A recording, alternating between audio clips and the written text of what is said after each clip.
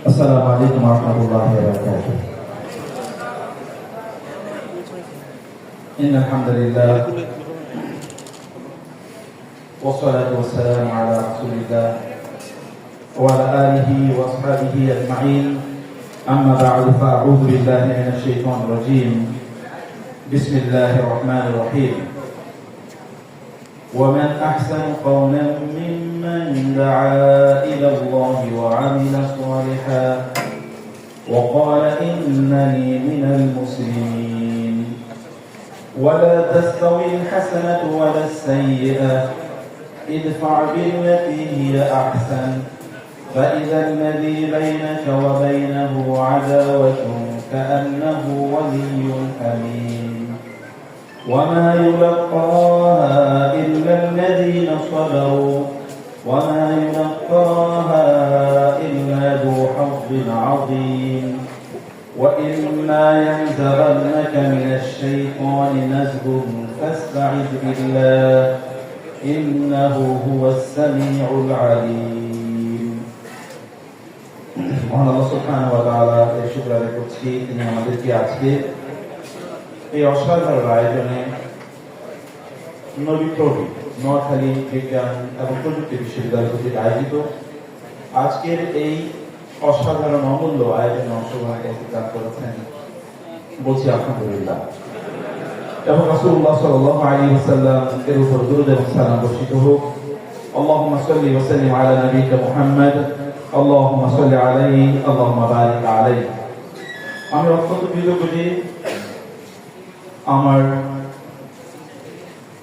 অন্যতম প্রধান idol, since long time I use to love home, যাকে আমি ভালোবাসতে অভ্যস্ত হয়ে পড়েছিলাম, এমন একটা ব্যক্তিত্ব এখানে আছেন আজকে প্রধান আকর্ষণ হিসেবে, যিনি কোরআনের একজন জীবন্ত বিমূর্ত ভালোবাসার উদাহরণ। হাফিজ মনিরুদ্দিন আহমদ হাফিজাহুল্লাহ আল কোরআন একাডেমি লন্ডন এর প্রতিষ্ঠাতা চেয়ারম্যান। উস্তাদ একাধারে আমার উস্তাদ, মেন্টর, বড় ভাই, এবং বলতে পারি যে maybe he doesn't know it, but he is my guide and my mentor. I love to look at him to get some inspirations. উস্তাদ এখানে আছেন এবং আরেকজন ব্যক্তিত্ব এখানে আছেন যাকে আমি বহু আগ থেকে প্রচন্ড অ্যাডমিনিস্ট্রেশন ম্যানেজমেন্টের একজন গুরু হিসেবে দেখি, একজন সফল শিক্ষাবিদ হিসেবে দেখেছি। কর্নেল আশরাফ স্যার আছেন এখানে, আমার বড় ভাই,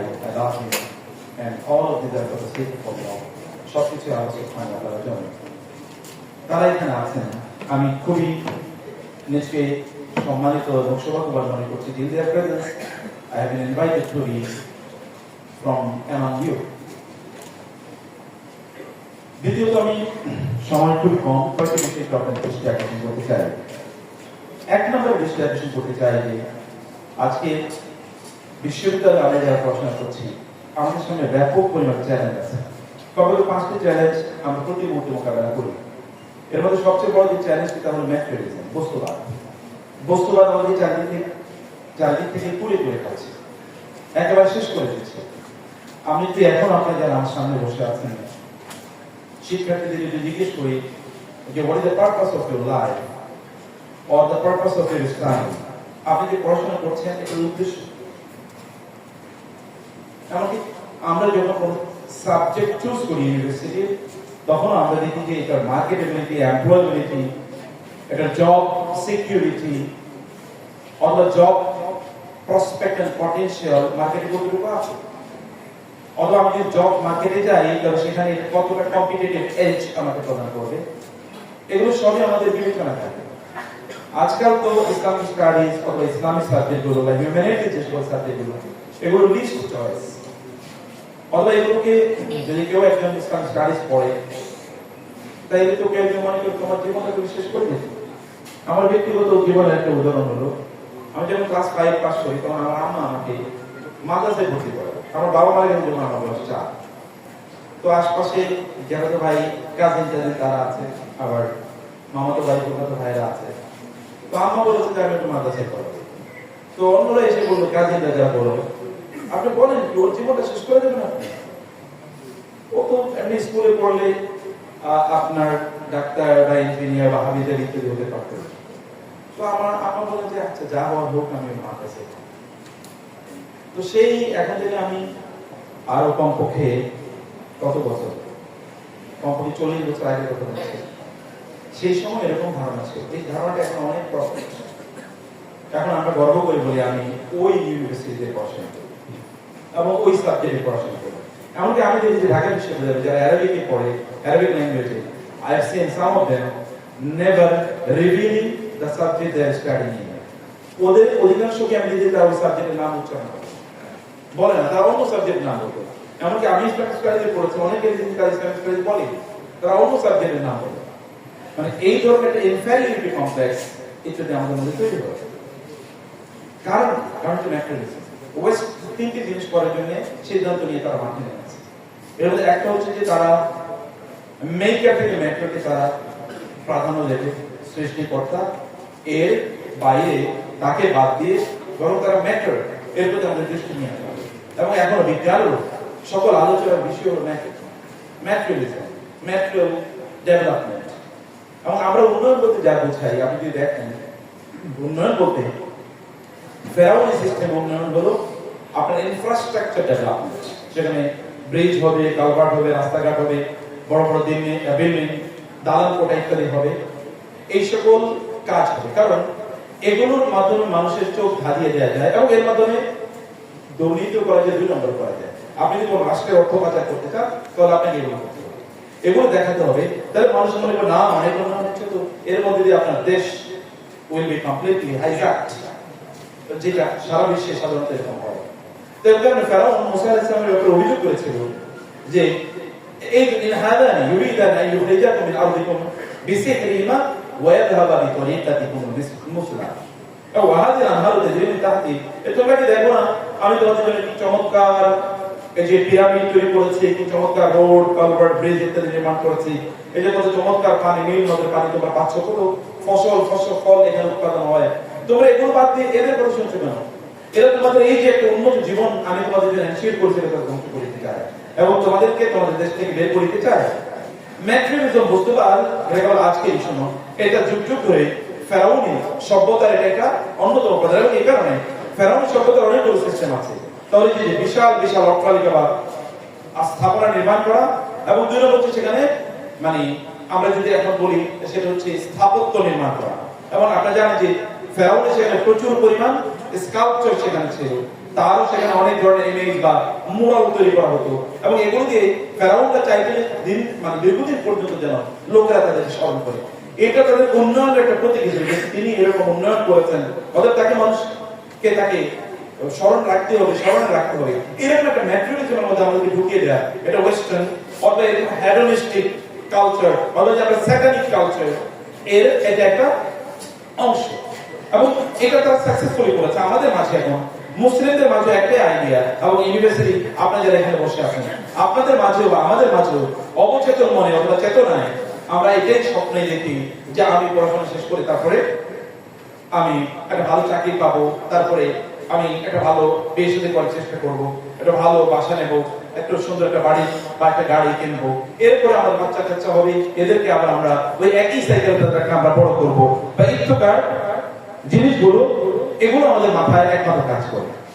এই চেতনা আমাদের উদ্ভাবন ঢুকিয়ে দিয়েছে মানুষের এর বাইরে যে তাদের স্রষ্টা আছে, মেকার আছে, এই মেকার নিয়ে কোনো আলোচনা হয় না। আমি জানি আপনি ইউনিভার্সিটিতে পড়ছেন, আপনারা সায়েন্স পড়ছেন, টেকনোলজি পড়ছেন, এখানে আপনাদের টিচাররা অদরকারি টিচাররা বলো, কিন্তু সিলেবাসে কোথাও আছে কিনা about the creator, is there a chapter about the creator, এখানে সৃষ্টিকর্তার ব্যাপারে কোন চ্যাপ্টার আছে কিনা সেটা আমি জানি না। আমার মনে হয়, কারণ আমি ইউনিভার্সিটিতে পড়াচ্ছি প্রায় 25 বছর, আমি সায়েন্স, টেকনোলজি সকল সাবজেক্টের ছাত্রদেরকে পড়িয়েছি, but I have never seen any chapter based on the creation or based on the creator. সব চ্যাপ্টার কেবল ক্রিয়েশন নিয়ে, ক্রিয়েশন যদি আপনি তাকে ওয়াও বলেন, কিন্তু সৃষ্টিকর্তাকে আপনি কেবল রিকগনাইজ করেন না বা আপনি তাকে চেনেন না। 2 নম্বর যে বিষয়টি তাহলে যে এটা কেবলমাত্র শরীর সর্বস্ব, ফিজিক্যাল, কিন্তু এটা ফিজিওলজিক্যাল না, এটা সাইকোলজিক্যাল না, এটা স্পিরিচুয়াল না, এটা কেবলমাত্র ফিজিক্স নিয়ে কাজ করে, অর্থাৎ শরীর সর্বস্ব। আপনি শরীর নিয়ে কেবল কাজ করবেন এবং শরীরের উন্নয়নের জন্য যা কিছু দরকার সব এখানে আছে। আপনি দেখেন এমনকি আপনার চোখের সুখের জন্য মাল্টি বিলিয়ন না মাল্টি ট্রিলিয়ন ডলার ইন্ডাস্ট্রি এই পৃথিবীতে কাজ করে। আপনি যদি লস অ্যাঞ্জেলেস থেকে যদি উপরে যাচ্ছে, কিন্তু লস অ্যাঞ্জেলেসে যে পরিমাণ সিনেমা, যে এন্টারটেইনমেন্টের জন্য যে সিনেমাগুলো নির্মাণ হয়, এই সিনেমাগুলোর জন্য তাও পুরুষদের জন্য অধিকাংশ, মানে সেখানে অনেক ধরনের অ্যাডাল্ট সিন থাকবে, পুরুষদের চোখের একটু সুখ থাকবে, এই জন্য যা কিছু নির্মাণ করা হয় সেখানে যদি অন্তত 5 বছরের অর্থগুলো যদি একত্রিত করা হয় তাহলে গোটা পৃথিবীর দারিদ্র্যকে মিউজিয়ামে রেখে যাওয়া সম্ভব। কিন্তু তা নিয়ে কোনো আলোচনা হবে না। কেবল আপনার শরীর, কখনো কখনো আপনার ব্রেন, কখনো আপনার ত্বক, যেমন ছেলেদের জন্য চোখে কতটা এন্টারটেইন করা যায়, আর আমাদের বন্ধুরা যারা আছে তাদের শরীরকে কতটা এন্টারটেইন করা যায়। আপনাদের জন্য এন্টারটেইনমেন্ট মিডিয়া, আর তাদের জন্য হচ্ছে কসমেটিক ইন্ডাস্ট্রি এবং ব্যাপক কসমেটিক ইন্ডাস্ট্রি। এটা একটা বিগ মার্কেট, এটা কেবল ওয়াইডেনিং এভরিডে, প্রতিদিনই কিন্তু এই মার্কেটটা বাড়ছে, নতুন নতুন আইটেম এখানে আসছে। এই মার্কেটটা একটা বিশাল একটা মার্কেট, এবং প্লাস্টিক সার্জারি আর অনেক কিছু এখানে চলে আসছে। এটা তারা আমাদেরকে কেবলমাত্র শরীরের মধ্যে নিয়ে যায়, কিন্তু আত্মার ব্যাপারে কোনো আলোচনা নাই। আমি জানি না ইউনিভার্সিটিতে কোনোদিন রোগ সম্পর্কে কোনো আলোচনা হয়েছে কিনা, কেউ বলতে বলছে কিনা। না, আপনার শরীর নিয়ে আপনার আলোচনা, আপনার সবকিছু। আপনি ছেলেরা যখন জিমে যায় তখন একই, এবং আমাদের বোনরা যখন আরো স্লিম হতে চায়, আরো স্লিম আরো স্লিম আরো স্লিম, এটা যখন হতে চান তিনি, তখন কেবল একটাই তার ফিজিক্স, তার ফিজিক্যাল, মানে এখানে কতটা অ্যাট্রাক্টিভ এটা করা যায় সেই বিষয়ে কেবলমাত্র আমাদের দেশে এটা তাদের একটা প্ল্যান, একটা পার্ট, অথবা একটা স্যাটানিক এডুকেশনাল কালচার এটা তারা তৈরি করেছে। এবং 3 নম্বর হচ্ছে এটা কেবলমাত্র ওয়ার্ল্ডলি হবে, অর্থাৎ দুনিয়া কেন্দ্রিক। আখিরাতে এখানে কোনো আলোচনা হবে না। এখন আপনি জানেন তো কেবল আমাদের দুনিয়ার উন্নয়ন কিভাবে হবে এই টোকা নিয়ে আপনি আলোচনা, আপনি যারা আর্কিটেকচারে পড়েন এমনকি বা ইঞ্জিনিয়ারিং এ পড়েন, তাও কিন্তু কেবলমাত্র দুনিয়ার উন্নয়ন নিয়ে আলোচনা হয়, কিন্তু আখিরাতে আপনার উন্নয়ন হবে কিনা, what will happen to you after your death, that is not the issue of discussion in the university or in the academic arena. এটা কোনো আলোচনার বিষয় না। এবং এটা যদি কখনো আলোচনা করা হতো, আপনার কি জুলাই পূর্ব ইউনিভার্সিটিগুলোতে এই আলোচনাগুলো তাকে জঙ্গি হিসেবে তাকে ট্রিট করা হতো, এবং কখনো কখনো এই জাতীয় বই কথা হতো কোরআনের। আজকে তো এখানে হাফেজ মনিরুদ্দিন ওস্তাদ এখানে আসছেন আপনাদেরকে কোরআন দেওয়ার জন্য। অনেক সময় সাধারণ বাংলা মানে ইসলামিক কোনো বই পেলেও বলা হতো জঙ্গি বই পাওয়া গেছে, এবং তাকে যেভাবে ধরে নিয়ে তাদেরকে সেখানে নির্যাতন নিপীড়ন করা হতো। এটা ছিল একটা বড় একটা কালচারের অংশ। তো আপনাদেরকে বুঝতে হবে যে এই কালচার থেকে বা এই যে হ্যাডোনিস্টিক বা স্যাটানিক যে একটা এডুকেশনাল সিস্টেম ডেভেলপ করেছে, এখান থেকে আপনাদেরকে বের হয়ে এসে আপনাকে এক পিকচার অফ ট্রুথ, যেটা আল্লাহ সুবহানাহু ওয়া তাআলা বলেছেন আতিনা ফিদ দুনিয়া হাসানা ওয়া ফিল আখিরাতি হাসানা, এই দুটো সমন্বয়ে আপনাকে একটা এডুকেশন এর মডেল ডেভেলপ করতে হবে। কম্পিটিশন মডেল যদি না থাকে আপনাদেরকে এটা জায়গা ভুললে গেলে চলবে না যে you have your maker and creator, you have your life in the hereafter, and you have your আপনার cycle, you have your spirit beyond your body. আপনার শরীরের বাইরে কিন্তু আপনার আত্মা আছে, এবং এই দুটো সমন্বয়ে আপনি একজন মানুষ, এই তিনটা ডেভেলপমেন্ট আপনাকে সমানভাবে করে যেতে হবে। এর বাইরে আরো কয়েকটা জিনিস এখনকার পৃথিবীতে আমাদের সামনে একটা বড় আতঙ্ক হয়ে দেখিয়ে দিয়েছে, ইন্ডিভিজুয়ালিজম, কেবল ব্যক্তিতান্ত্রিকতা, কেবল ব্যক্তিকেন্দ্রিক পূজা। সব জায়গায় আপনি দেখবেন কেবল ব্যক্তিকেন্দ্রিক পূজা। আপনি কি করতে চান, আপনি কি হচ্ছেন, আপনি কি করবেন, কেবল আপনি আমি আমি আমি, এর বাইরে কোনো জিনিসই না। এবং এর মধ্যে আরেকটি আছে কনজিউমারিজম। আমরা কেবল মানে তারা তো বলে সব আনটিল ইউ ড্রপ, মানে যতক্ষণ বেঁচে থাকো ততক্ষণ পর্যন্ত শপিং করতেই থাকো। এবং এটা বলা হয় ইউরোপে যে আপনি তো শপিং করবেনই, আপনার স্বামীর পকেটের প্রয়োজনে টাকা নিয়ে তারপর আপনি শপিং করেন। আর শপিং এর এমন ধারণা তৈরি করেছে আপনাকে অনেকগুলো ক্রেডিট কার্ড দেওয়া হবে, আপনি এই ক্রেডিট কার্ড নিয়ে মার্কেটে যাবেন এবং আপনি শপিং করবেন, মাস শেষে দেখা যাবে আপনার টাকা নেই, আপনি দেউলিয়া হয়ে যাবেন। মানে আপনাকে শপিং করতে হবে, শপিং স্প্রে বা এরকম এক ধরনের ম্যানিয়া আমাদের তৈরি করে দেওয়া হচ্ছে, ম্যাডনেস তৈরি করে দেওয়া হচ্ছে। আপনাকে কিনতে হবে, consumers, we are only consumers, আমরা কেবলমাত্র ক্রেতা, এর বাইরে আমাদের আর কোনো আইডেন্টিটি নেই। এবং আপনি অনেক ভালো ক্রেতা হতে পারলে আপনি অনেক গর্ব ফিল করেন, আপনি অনেক দামি গ্যাজেট ব্যবহার করছেন, অথবা আপনার বাসার ফিটিংস গুলো অত্যন্ত দামি, আপনার গাড়ি খুবই দামি, ইচ্ছকার যত ভালো বড় কনজিউমার তত ভালো, মানে তত শক্তিশালী মানুষ আপনি, অথবা তত বড় লোক আপনি, এরকম একটা ভাব তো আমাদের মাঝে তারা তৈরি করে দিয়েছে। এবং আমরা সেই পথে ঘুরছি। এবং এমন দেখবেন আপনি কখনো কখনো আইফোন সিস্টেম বের হয়েছে, আপনি আইফোন সিস্টেম কেন কিনতে পারলেন না, এখন আপনার আত্মহত্যায় জব সলিউশন। এখন আত্মহত্যা করে কেন আইফোন সিস্টেম কিনতে পারলাম। এবং আমি দেখেছিলাম একবার মানে মিডল ইস্টে এরকম হয়েছে যে বিয়ে করেছে, কেন স্বামী মানে শ্বশুরের বাড়ি থেকে জামাইকে আইফোন 14 গিফট প্রদান করা হয়, কারণ ওইখানে তাকে তালাক দিয়ে দিয়েছে যে আমাকে যেহেতু গিফট করা দেয় এটা আমার যোগ্য না। এইরকম একটা কনজিউমার একটা ম্যানিয়া আমাদের মাঝে তৈরি করে দেওয়া হচ্ছে। ক্যাপিটালিজম এটা তো আছেই, আর ফিয়ার অফ ডেথ যেটা আমরা বলেছি আখিরাত থেকে আমাদের কোনো জিনিস না। তাহলে আপনাদেরকে চিন্তা করতে হবে যে what is the purpose of your life or what is the purpose of your student life, your educational life? আপনার এই শিক্ষা জীবনের মূল উদ্দেশ্য কি? কেন আপনি পড়াশোনা করছেন? আপনি কি আপনার পড়াশোনার মাধ্যমে আপনার রবকে কি আপনি চিনতে পারেন? আপনি কি জানেন যে why you are here? আপনি কেন এখানে এসেছেন? কে আপনাকে সৃষ্টি করলো? কেন আপনাকে সৃষ্টি করলো? কোথায় আপনাকে ফিরে যেতে হবে? কোনোদিন কি আপনি ভেবেছেন? আপনি কি কখনো কখনো disconnected হয়েছেন from the society in order to reconnect with the creator? সৃষ্টিকর্তার সাথে কানেক্টেড হওয়ার জন্য সমাজ থেকে কি ডিসকানেক্টেড হয়েছেন? কখনো কখনো আপনার কোনো সলিটারি টাইম আপনি মেইনটেইন করেছেন বা তৈরি করেছেন যে আমি সেখানে একটু যাই, আমি একটু ভাবি, আমি একটু চিন্তা করি? আল্লাহ সুবহানাহু ওয়া তাআলা বলেছেন ওয়া তাফাক্কারুনা ফি খালকিস সামাওয়াতি ওয়াল আরদ, তারা আসমান এবং জমিনের সৃষ্টি নিয়ে তারা ভাবে এবং তারা চিন্তা করে। আমাদের চিন্তা সবাই করি, আমরা তো সদা সর্বদা কানেক্টেড উইথ দ্য ওয়াইফাই, আমরা কেবল ওয়াইফাই এর সাথে কানেক্টেড অবস্থায় আছি। এখন এই ওয়াইফাই এর সাথে কানেক্টেড অবস্থায় থেকে তো আমাদের সবকিছু একেবারে শেষ হয়ে যাচ্ছে। হয় ওয়াইফ অথবা ওয়াইফাই, দুইটা যে কোনো একটার সাথে আমরা কানেক্টেড আছি। এই দুইটার কানেক্টেড এর সাথে থেকে আমরা আমাদের রবের সাথে আমাদের কোনো কানেকশন আমরা তৈরি একেবারেই করতে পারছি না। আপনাকে বুঝতে হবে যে আপনি আল্লাহ সুবহানাহু ওয়া তাআলার বান্দা এবং আল্লাহ তাআলার বান্দা হিসেবে আপনার ডেভেলপমেন্ট হচ্ছে কিনা প্রতি মুহূর্তে। আপনি কি আল্লাহর বান্দা হিসেবে আল্লাহর সাথে আপনার কানেকশন আরো বৃদ্ধি পাচ্ছে? আপনার সময় যাচ্ছে, আপনি বড় হচ্ছেন, আপনার গ্রোথ হচ্ছে, ফিজিক্যাল এন্ড ইন্টেলেকচুয়াল গ্রোথ হচ্ছে, তাদেরকে আপনার রবের সাথে আপনার সম্পর্কের গ্রোথ হচ্ছে কিনা, সেটা গ্রো করছে কিনা? এবং আল্লাহ সুবহানাহু ওয়া তাআলাকে আপনি কতটুকু চিনছেন, তাকে আপনি চিনছেন কিনা, অথবা তাকে আপনি কতটুকু জানেন? With the passage of time তাকে চেনার পরিধি আপনার বাড়ছে কিনা? মহান আল্লাহ সুবহানাহু ওয়া তাআলা তিনি যে কত বিশাল সৃষ্টির তিনি স্রষ্টা, এই সৃষ্টি নিয়ে আপনি কখনো ভেবেছেন কিনা? সৃষ্টি যদি এত বড় হয় তাহলে স্রষ্টা কত বড়, তাকে নিয়ে আপনার ভাবনা কখনো তৈরি হয়েছে কিনা? তাকে নিয়ে আপনি স্পেশাল সময় আপনি কাটিয়েছেন কিনা? যদি আপনি কাটাতে না পারেন তাহলে বুঝবেন সত্যি করতে আপনি জীবনের মধ্যেই বুঝেন নাই। এবং এই কারণে আমাদের সাহাবারা তারা বলতেন তাফাক্কাদু হালাওয়াতুল ঈমান ফি সালাসাতি আশিয়া, তিনটা জিনিসের মধ্যে ঈমানের স্বাদ খুঁজে নাও।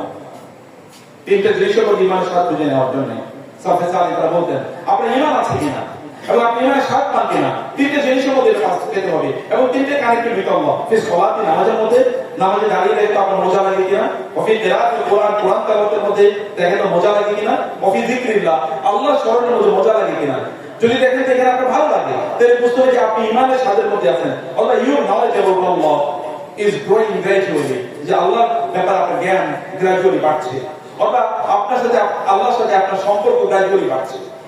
এটা দেখতে হবে। অথচ আল্লাহ সুবহানাহু ওয়া তাআলা বলেছেন আল্লাযীনা ইয়াযকুরুনাল্লাহা কিয়ামান ওয়া কুউদান ওয়া আলা জুনুবিহিম ওয়া ইয়াতাফাক্কারুনা ফি খালকিস সামাওয়াতি ওয়াল আরদ। আল্লাহ সুবহানাহু ওয়া তাআলা বলেছেন একজন লোক তারা দাঁড়িয়ে বসে এবং সব অবস্থায় তারা আল্লাহ সুবহানাহু ওয়া তাআলাকে নিয়ে চিন্তা করে ভাবে, এবং তারা আসমান এবং জমিনের সৃষ্টি নিয়ে তারা ভাবে, এবং সর্বদা বলে রব্বানা মা খালাকতা হাযা বাতিলা, রব আই হ্যাভ ডিসকভার্ড ইউ, আল্লাহ আমি আপনাকে খুঁজে পেয়েছি, আপনি এগুলো এমনি সৃষ্টি করেন নাই, সুবহানাকা ফাকিনা আযাবান্না। এবং তখন আপনি বলেন সকল প্রশংসা এবং সকল তাসবিহ পবিত্রতা কেবল আপনার জন্য। আপনি আমাকে, যদি আমার এই জীবনে কোনো কুসুরি বা কোনো ত্রুটি বিচ্যুতি হয় তাহলে আপনি আমাকে জাহান্নামের আগুন থেকে আপনি আমাকে রক্ষা করুন। আপনি যে জ্ঞান অর্জন করছেন এই জ্ঞানটা আপনার জন্য কতটুকু কল্যাণকর?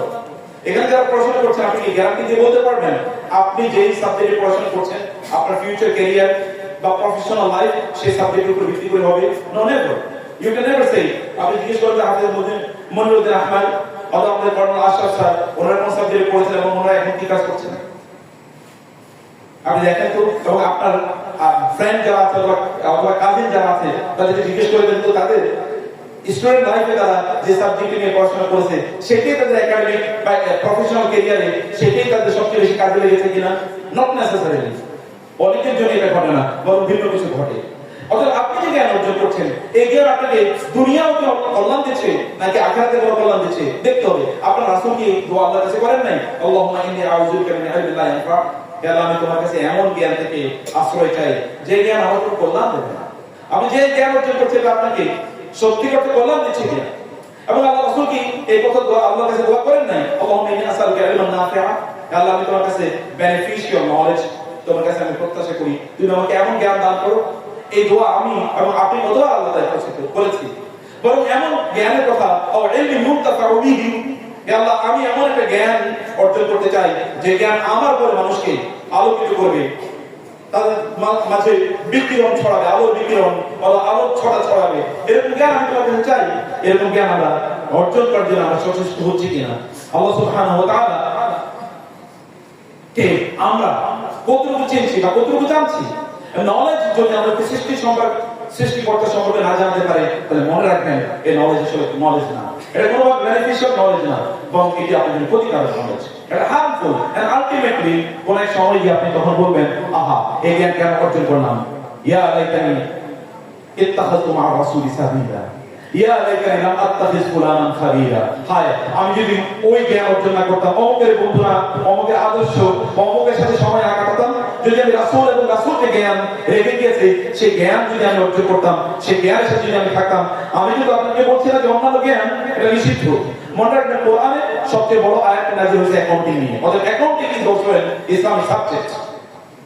কোরআনে আল্লাহ সুবহানাহু ওয়া তাআলা mathematics of a কমপক্ষে আমরা যদি বলি law of inheritance, even the properties are to be distributed among the legal heirs after the death of a person, একজন ব্যক্তির মৃত্যুর পর তার বৈধ উত্তরাধিকারীদের মাঝে কিভাবে সম্পদ বন্টন হবে, এটা কোরআনই সবচেয়ে বেশি বলেছে।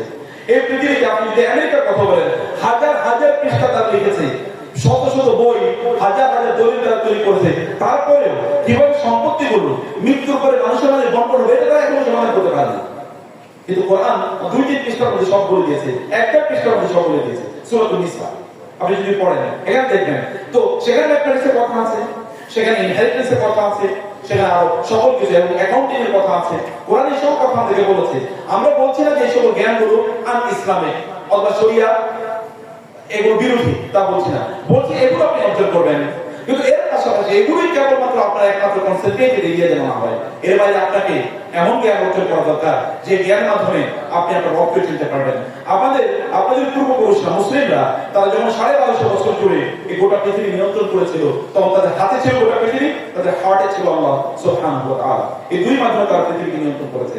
Their hearts were full of the remembrance of Allah, and their hands were with the empire of the whole world. এই গোটা পৃথিবীর রাজত্ব ছিল তাদের হাতে, তাদের হার্টে ছিল এই গোটা পৃথিবীর সম্রাট মহান আল্লাহ সুবহানাহু ওয়া তাআলার স্থান।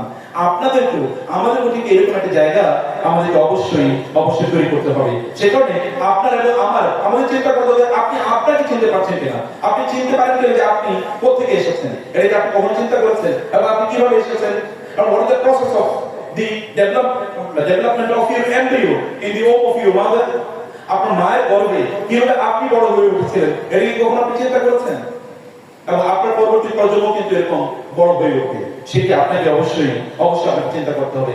আমাদের এখন আমাদের সামনে কেবল মানুষ ম্যান হও, আপনারা ছেলেরা হোক আপনার ফ্রেন্ডদেরকে বলেন বি লাইক এ ম্যান, অথবা আমাদের সিস্টাররা তারাও কিন্তু ম্যান হওয়ার জন্য, আমি ম্যান মানে পুরুষ আমি বলছি না, ম্যান মানে আপনাদের দৃষ্টিতে যে একজন এইরকম ব্যক্তি হওয়ার জন্য আপনারা বলছেন, but what is the definition of man? Man কি কেবলমাত্র ফিজিক্যাল, মানে শারীরিকভাবে তিনি মানে জিমে যাচ্ছেন তিনি, এবং জিমে গিয়ে তিনি খুবই বডি বিল্ডার অধিকারী হয়েছেন, অথবা বলে দেখতে তারা নাইস এন্ড অ্যাট্রাক্টিভ, এরকম দেখতে তারা খুবই চমৎকার সুন্দর, এবং অন্য দেখতে তারা ক্রাশিং ফিগার, এরকম একটা ফিগার মালিক হয়েছেন, এটা কি কেবল ম্যানহুড? মানে অথবা আপনি অনেক বড় চাকরি করছেন, অনেক বড় পোস্ট, পাওয়ার, পজিশন, প্রপার্টি, এটা যে আপনি ভুল করছেন, এটা কি কেবল ম্যান? যদি এটা ম্যান হয়, তাহলে আল্লাহ তাআলা যে বলেছেন রিজালুন লা তুলহিহিম তিজারাতুন ওয়ালা বাইউন আন যিকরিল্লাহ ওয়া ইকামিস সালাহ ওয়া ইতাইজ যাকাত ওয়া ইয়াখাফুনা ইয়াওমান তাতাকাল্লাবু ফীহি আল-কুলুব ওয়াল আবসার। আল্লাহ তাআলা বলেছেন ম্যান আরেকজন লোক, যে এমন এক ম্যান মানে মূলত পৌরুষ বা পুরুষত্ব ব্যক্তিত্ব কেবল তাদেরই আছে যাদেরকে কোনো কিছু আল্লাহ সুবহানাহু ওয়া তাআলা এর রিমেম্বারেন্স থেকে তাকে সরাতে পারে না। যত অকুপেশন, প্রিঅকুপেশন, অবসেশন যা কিছু থাকুক না কেন, বা বিজনেস যা কিছু থাকুক না কেন, কোনো কিছু তাকে মহান আল্লাহ সুবহানাহু ওয়া তাআলা থেকে দূরে সরিয়ে দিতে পারে না। সব কিছু তাকে আলটিমেটলি কোনো না কোনো ভাবে তাকে আল্লাহ সুবহানাহু ওয়া তাআলা এর কাছে তাকে নিয়ে আসে। সে কারণে আমাদেরকে দেখতে হবে যে আমরা সত্যি অর্থে আমাদের রবের ব্যাপার আমরা কতটুকু জানি, আমাদের নিজের ব্যাপারে আমরা কতটুকু জানি। আল্লাহ তাআলা ইনসান হিনুম মিনাত তাহরি লাম ইয়াকুন শাইআন মাযকুরা, মানুষের কি এমন সময় আসেনি যখন সে উল্লেখ করার মতো কোনো কিছু ছিল না? এমন একটা সময় ছিল আপনার নাম আপনার বাবা মাও জানতেন না। এমন একটা সময় হবে যখন আপনাকে কেউ চিনবে না। There will be time when the people will not remember you. They will forget your name. Even most of us will not be able to remember the name of our forefathers or grandfather, even the great grandfather. আমি জানি না আপনাদের কয়জন আপনার মানে বড় বাবা যাকে আমরা বলি মানে দাদার বাবা, কতজন দাদার বাবার নাম জানেন? আমি জানি না। কতজন হাত তুলে দেখি? দেখেন তো ওই ফিউ হ্যান্ডস অনলি। দাদার বাবা, আচ্ছা দাদার বাবার মানে দাদার দাদা এই কয়জন হাত নাম জানেন? মাত্র 4th জেনারেশন কথা বলছি, এই অল্প এক দুই দিন। তাহলে it will happen, you will be forgotten by the people. তো আপনি আপনার রব তখন আপনাকে বলেন নাই, এরা কেউ সৃষ্টির যোজন যোজন বিলিয়ন বিলিয়ন লাইফ ইয়ার্স পরেও তিনি আপনাকে বলেন নাই, বিলিয়ন বিলিয়ন লাইফ ইয়ার্স পরেও তিনি আপনাকে ভুলবেন না। যিনি আপনাকে ভুলবেন না তাকে ভুলে যাওয়া কোন অবস্থায় আপনার কোন অবস্থায় ঠিক হবে না। তিনি আমাকে বিষয়টি বলতে চাইতে হবে যে আপনি জ্ঞান অর্জন করবেন। এই জ্ঞান আপনি কেন অর্জন করছেন? এই জ্ঞানের সাথে যদি অ্যাকশনের কোনো মিল না থাকে তাহলে এই জ্ঞান দিয়ে আপনার কোনো লাভ হবে না। এই জ্ঞান কোনো কাজে আসবে না যদি এটাকে অ্যাকশনে আপনি রূপান্তরিত না করেন। কেমন নলেজ বলতে ইবলিসেরও জ্ঞান আছে, এই পৃথিবীর নাস্তিকদের কি জ্ঞান অভাব আছে নাকি? নাস্তিকরা দেখবেন তারা লাল পানিতে চমক দিচ্ছে আর they questioning the existence of the creator. লাল পানিতে চমক দিচ্ছে এবং সৃষ্টিকর্তার অস্তিত্ব নিয়ে তারা প্রশ্ন করছে। এটি তো নলেজ। এবং আপনি দেখবেন তার সাথে আপনি আধা ঘন্টা গল্প করছেন এবং আপনি যুক্তি আপনি যুক্তি সে যুক্তি দিচ্ছে আপনি যুক্তি দিচ্ছেন, কোন এসে বলে হ্যাঁ তোমার যুক্তি ভালো, মনে হয় গড থাকতে পারে, আচ্ছা ঠিক আছে আগামীকাল আবার তোমার সাথে তর্ক হবে, সেগুলো মানে নেই। সে আগামীকাল এসে আবার আপনার সাথে নতুন করে তর্ক জড়িয়ে দেবে যে গডের এক্সিস্টেন্স কেন আমাকে বিশ্বাস করতে হবে, আমরা বিশ্বাস করার এত দায় কেন? এরকম একটা অবস্থার মধ্যেই আমরা যাচ্ছি। সম্মানিত ভাইরা এবং বোনেরা, আমি সে কথা বলবো যে আপনাদেরকে ইউনিভার্সিটি লাইফ থেকে আপনাদেরকে একটা প্রোডাক্টিভ এবং বারাকাপূর্ণ একটা জীবনে আপনাদের পরিণত করতে হবে। বারাকাপূর্ণ জীবন যদি আপনি পরিণত করতে চান তাহলে আপনাকে কয়েকটা কাজ করা লাগবে ইউনিভার্সিটি লাইফে। এর মধ্যে 1 নম্বর কাজ, আপনার রবের জন্য সময় রাখুন। সময়গুলোকে 3 ভাগে বিভক্ত করুন। একটা ভাগ হচ্ছে আপনার রবের জন্য রাখেন, আল্লাহর জন্য রাখুন এবং দেখেন আল্লাহ তাআলা কিভাবে সময়ের মধ্যে বারাকা প্রদান করেন। কেবল আল্লাহর জন্য রাখুন, আল্লাহর জন্য করলে আল্লাহ তাআলা বারাকা দেবেন। আপনি যারা সৌদি আরবে গিয়েছেন, আল বাইত নিশ্চয়ই আপনি গিয়েছেন, আল বাইত যারা সৌদি আরবে গিয়েছেন, সাবা গিয়েছেন, এখানে সৌদি আরব হচ্ছে ম্যাকডোনাল্ডস, এটা পাশে প্রায় ভিক্ষা করে অথবা মাছি মারে, অথবা আপনি যদি কেএফসি বলেন পাশে প্রায় ভিক্ষা করে বা মানুষ মারে, একটু বলে ভাই প্রয়োজন পা ধরে আমাদের জিনিসটা একটু কেনেন। আর আল বাইত আধা কিলোমিটার পর্যন্ত লাইন কেন? এবং আল্লাহ কেন ওদের প্রায় $20 বিলিয়ন ইন্ডাস্ট্রি, এটা কেন এরকম তৈরি হয়েছে? আল্লাহ যিনি মালিক, যিনি এটার মালিক, এই ভদ্রলোক 1974 তিনি জেদ্দাতে একটা এরকম একটা ফ্রাইড চিকেন একটা দোকান করবেন তিনি মনে করলেন এবং দোকানটা তিনি করলেন। 4 বছর তিনি চালাতে পারলেন না, তিনি মারা গেলেন। তার ছেলেরা দুজন এহসান এবং রামি, এরা দুজন 1980 সালে আবার তারা নতুন করে মানে বাবা মারা যাওয়ার কয়েক বছর পরে আবার নতুন করে তারা শুরু করলেন। শুরু করার পর এখন সৌদি আরবে এটা না শুধু বিশ্বের প্রায় 80টা দেশে এদের আপনার আছে, ফ্র্যাঞ্চাইজ আছে এবং হিউজ একটা ইন্ডাস্ট্রি। এই যে বললাম যে মানে ম্যাকডোনাল্ডস তাদের পাশে বসে প্রায় ভিক্ষা করে এরকম একটা অবস্থা এবং ম্যাকডোনাল্ডস তাদের পাশে প্রায় বন্ধ হয়ে যায়। তাদের হয়তো $1 মিলিয়ন ইন্ডাস্ট্রি, 1 মিলিয়ন হলো একটা মানে সেখানে একটা আউটলেট করেছে, আর ম্যাকডোনাল্ডস হলো $10 মিলিয়ন একটা আউটলেট করেছে।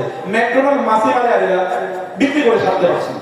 মানে বললাম যে প্রায় আধা কিলোমিটারের মতো এরকম একটা অবস্থা থাকবে সেখানে, মানে হয়তো 2-3-400 লোক এখানে লাইন আছে। এটা কারণ কি? কারণ একটাই, মানে তিনি যখন তার ব্যবসা শুরু করেছিলেন তখন তিনি বলেছিলেন প্রত্যেকটা ফ্রাইড চিকেন বিক্রি করা হবে তার মধ্যে $1 এটা মানুষের জন্য দান করা হবে, এটা আল্লাহর জন্য। এবং আল্লাহ সুবহানাহু ওয়া তাআলা বারাকা কেমন দিয়েছেন দেখেন, you do it something for Allah. একজন ব্যক্তি তিনি মরুভূমিতে যাচ্ছিল, সহিহ মুসলিমের হাদিস, তিনি মরুভূমিতে যাচ্ছিলেন, হঠাৎ করে তিনি দেখলেন যে আসমান থেকে একটা আওয়াজ ভেসে আসছে যে অমুকের জমিনে বৃষ্টি। মেঘকে বলছেন এক তুমি অমুকের জমিনে গিয়ে তুমি বৃষ্টি ছড়াও। তিনি বলে আমি দৌড়াতে থাকলাম, মেঘ দৌড়াচ্ছে আমি দৌড়ালাম, যে কোথায় মেঘ, কে মেঘকে নির্দেশ দিল এবং মেঘ আসলে কিভাবে ইমপ্লিমেন্ট করে আমি দেখতে চাই। তিনি বলে আমি দৌড়ালাম, গিয়ে দেখলাম একজন ব্যক্তির এক জায়গায় বৃষ্টি ঝরছে এবং পানিগুলো একদিকে যাচ্ছে এবং আমি দৌড়ালাম যে পানি কোথায় যায় দেখতে, গিয়ে দেখলাম একজন ব্যক্তি কোদাল দিয়ে পানি তার ক্ষেতের মধ্যে নিয়ে যাচ্ছে। আমি বললাম ভাই তোমার নাম কি? বলে আমার নাম এরকম। কেন জিজ্ঞেস করছেন? বলে আমি আসমান থেকে একজনকে শুনেছি আপনার নাম উল্লেখ করে যে আপনার জমিনে যেন বৃষ্টি তার পানি বর্ষণ করে। তা আপনি আপনার এই নামই হয় আমারই নাম, তো আচ্ছা আপনি বলেন তো আপনি এমন কি করেন যে আপনার নাম মেঘকে পর্যন্ত কেউ একটু নির্দেশ দিল যেন আপনার জমিতে তার বৃষ্টি গিয়ে ছড়ে? বলে আমি কিছুই করি না, আমার ফসল যখন হয় তখন আমি একটা ভাগ প্রথমে আমি দান সাদাকা করে দিই। দ্বিতীয় ভাগটা হচ্ছে আমি আমার পরিবারের জন্য রাখি, আর তৃতীয় ভাগটা আগের বছরের বীজ হিসেবে আমি সংরক্ষণ করে দিই। Do something for Allah and you will see the miracle. Invest your time for Allah. আল্লাহর জন্য আপনি করে দেবেন। আপনি সাথে জিজ্ঞেস করে দেখেন ওনাদের জীবনটা এতটা বড় না, আমি আস্তে আস্তে আপনার ইমাম গাজালি রাহিমাহুল্লাহ তার একটা বই আছে আইয়ুবাল ওয়ালাদ, এই বইটা আমি পড়ছিলাম। তিনি বেঁচে ছিলেন 55 বছর। তিনি যে ইহইয়া উলুমুদ্দিন যে গ্রন্থটি লিখেছেন, মানে revival of the sciences of Islam, মানে এই যে তিনি রিভাইভাল অফ ইসলামিক সায়েন্সেস, এই বইটার ব্যাপারে ওলামায়ে কেরাম বলেন পৃথিবীর সকল বই যদি পড়ে যায় কেবল ইহইয়া উলুমুদ্দিন থাকলে চলবে, আর কিছু লাগবে না মানুষের জন্য। 55 বছর বেঁচেছিলেন। যার লিখেছেন তাকে বলা হয় এনসাইক্লোপিডিক ম্যান অফ এনসাইক্লোপিডিক নলেজ। কিভাবে হয়েছে তো আপনি পৃথিবীর সকল মুসলিম স্কলারদের দিকে তাকিয়ে দেখবেন এনসাইক্লোপিডিক নলেজের তার অধিকারী ছিলেন। কারণ they have invested their time or they have apportion one portion of their time for Allah সুবহানাহু ওয়া তাআলা। একটা সময় তারা আল্লাহর জন্য রেখেছেন। আমি আপনাদেরকে এটা গ্যারান্টি দিয়ে বলে দিলাম, একটা সময় আল্লাহর জন্য রাখেন এবং ইউ সি দি মিরাকল। আপনি মিরাকল দেখেন, তাতে করবেন কি? আপনি সকালবেলা আর্লি ইন দ্য মর্নিং ঘুম থেকে উঠেন, ফজর পড়ার জন্য ঘুম থেকে উঠেন, 1 ঘন্টা আগে ঘুম থেকে উঠেন, সালাত তাহাজ্জুদ আদায় করেন, কোরআন তেলাওয়াত করেন, ওয়াবিল আসহারি ইস্তাগফিরুন, এবং ফজরের ঠিক আগে ইস্তিগফার করতে থাকুন, ইস্তিগফার করতে থাকুন। যখন আপনি ফজর নামাজের সুন্নাত 2 রাকাত পড়েন, মসজিদে ফজর নামাজ আদায় করেন, এরপরে ওইখানে মসজিদে বসে আপনি তাসবিহ তাহলিল করতে থাকেন, সূর্য উদয়ের পর 2 রাকাত নামাজ আদায় করেন, কোরআন তেলাওয়াত করেন, এরপরে কামটি এই হোস্টেল আপনি আসেন, এবং এসে এরপরে আপনি ইউনিভার্সিটিতে যাওয়ার একটা ক্লাসে যাওয়ার জন্য আপনি প্রিপারেশন নেন। এবং আপনি দেখেন মর্নিংটা যখন আপনার এভাবে শুরু হয়েছে, আপনি দেখেন মিরাকেল কিভাবে ঘটে। ওয়াত্তাকুল্লাহ ওয়া ইউআল্লিমুকুমুল্লাহ, তোমরা আল্লাহকে ভয় করো, আল্লাহ তাআলা তোমাদের জ্ঞান বাড়িয়ে দেবেন। আমরা জানি মুসা আলাইহিস সালাতু ওয়াস সালাম খিদিরের ঘটনা। খিদির আলাইহিস সালাম তিনি আল্লাহর নবী না, কিন্তু তিনি কিভাবে এত জ্ঞান অর্জন করলেন? আল্লাহ তাআলা বলেন ফাওয়াজাদা আবদান মিন ইবাদিনা, সেখানে গিয়ে তিনি আমার একজন বান্দা পেলেন। বান্দার কাজ কি? বন্দী করা। মুসা আলাইহিস সালাম তো নবী, তিনি তাবলীগের কাজ করছেন। আর খিদির কেমন আল্লাহর ইবাদত করছেন, ইবাদতের কারণে আল্লাহ তাআলা তাকে এমন জ্ঞান প্রদান করলেন যে জ্ঞান অর্জন করার জন্য আল্লাহ মুসাকে বললেন যান ওখানে যান, সেখানে গিয়ে আপনি জ্ঞান অর্জন করে আসলেন। জাস্ট একটা অংশ আপনি নলেজের জন্য, মানে একটা অংশ আপনি আল্লাহর জন্য রেখে দেন। এবং আল্লাহ রাসূল কিভাবে তার জীবন সময়টা কাটাতেন, আপনি তাসবিহ সকাল এবং সন্ধ্যা জিকিরগুলো করেন, দেখবেন আপনার সময় তো ওয়েস্টেজ হবে না, বরং আল্লাহ তাআলা বারাকা দেবেন। আপনি 10 মিনিটে যে কাজ করতে পারবেন এটা অন্যরা হয়তো 2 ঘন্টা করতে পারবে না। বারাকা দেওয়ার মানে কি? আল্লাহ সুবহানাহু ওয়া তাআলা। ইমাম নববী রাহিমাহুল্লাহ 45 বছর বয়সে মারা গিয়েছেন। এই পৃথিবীতে এমন কোন হাদিস এর ছাত্র নাই যিনি ইমাম নববীর বই পড়বেন না।